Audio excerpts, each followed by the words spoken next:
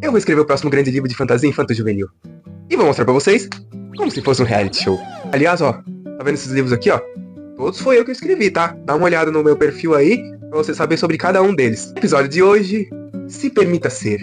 Aí você vê meu querido Pintacilgo me perguntar... Se permita ser o quê? Eu não sei, apenas você vai saber o que é que você pode se permitir ser. Como vocês sabem, o meu livro vem sendo uma grande montanha-russa de emoções pra mim. E obviamente, toda vez que eu escrevo um livro, é uma grande montanha-russa de emoções. Mas aí que tá.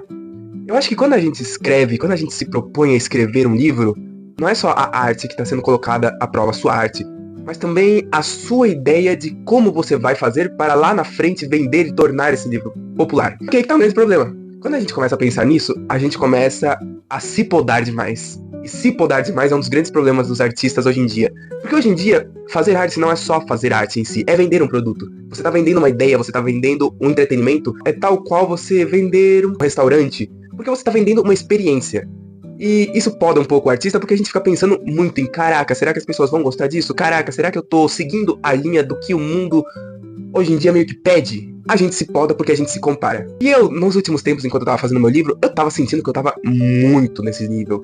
Eu tava me podando, eu tava querendo que as coisas ficassem muito perfeitas. Eu tava me sentindo um grande chato, vamos falar assim. O que eu fiz? Eu dei uma pausa.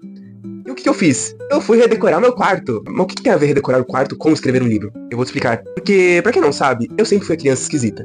Desde que eu nasci. Eu sou a criança que gosta do alternativo, se é que vocês me entendem. Então eu fui a criança que cresceu com jogos tipo FNAF, Band Date Machine. Eu cresci vendo, escutando The Living Tombstone, desenhos animados como Incrível Mundo de Gumball, Hora de Aventura, Apenas um Show, Bob Esponja, DuckTales.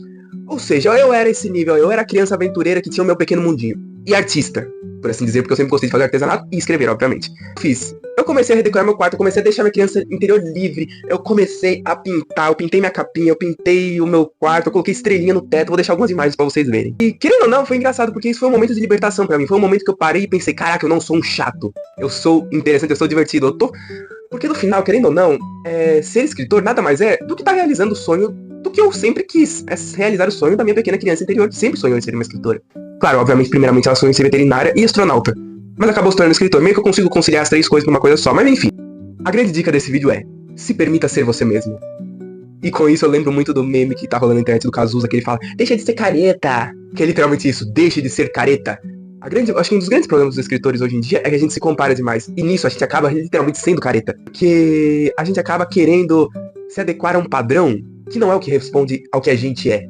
Então quando você é artista, você tem que entender que a sua arte está literalmente e unicamente conectada com a sua essência. Então quando você faz uma arte que não corresponde à sua essência, você está mentindo para si mesmo e você está fazendo uma arte que não é sua.